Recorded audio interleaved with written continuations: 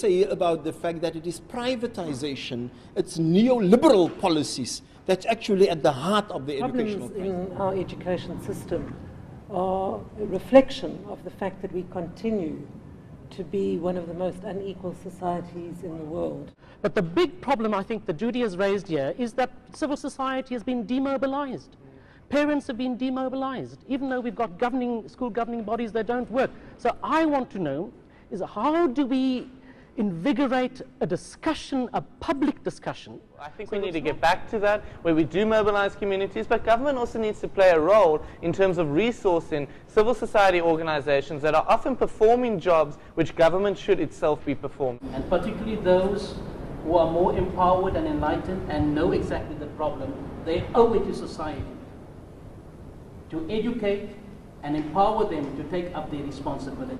I would be happy to see, if we spend the same amount of energy and effort as we are on the World Cup on education.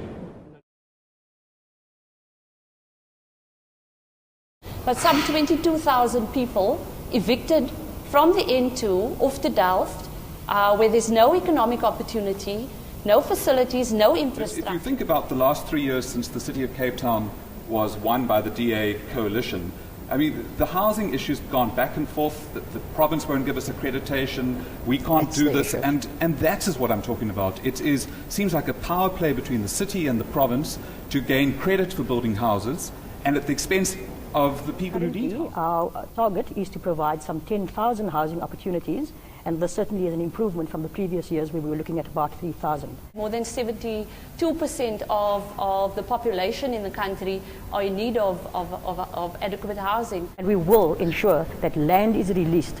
We don't promise that we will give you heaven. We'll say we will work together with you because this country belongs to you. Housing is about development of human settlement, and development of human settlement can never be a responsibility of one sector. It's a responsibility of all sectors. In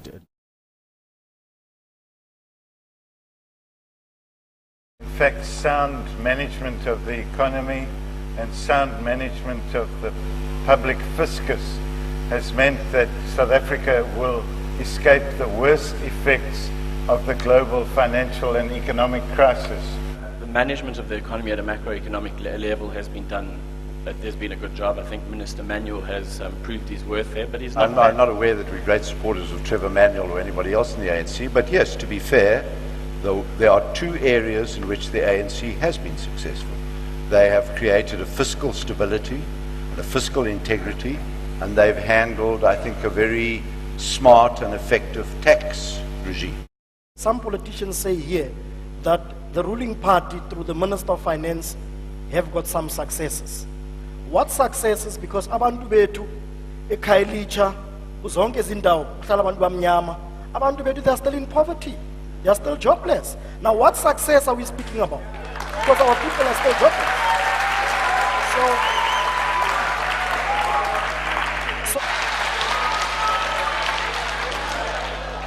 I live in an area which is dominated where the DA is like.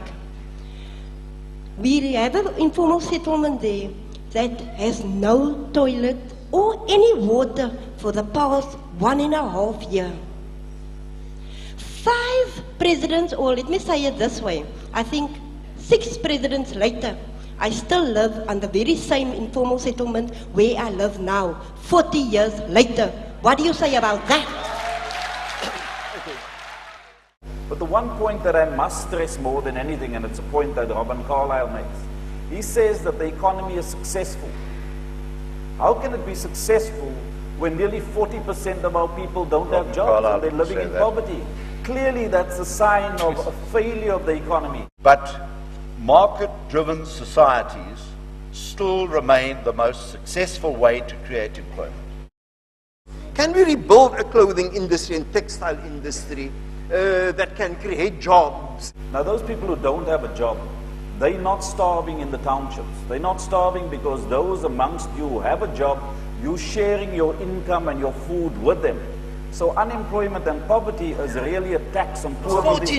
14 years, Tony. Yeah, you guys have been supporting this government for 14 years. Absolutely. Now Cosatu talks as if it's you are also completely new on the block.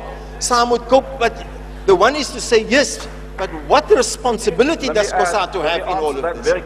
HIV and TB, as much as we know that TB is a leading death in the country, how will they address that?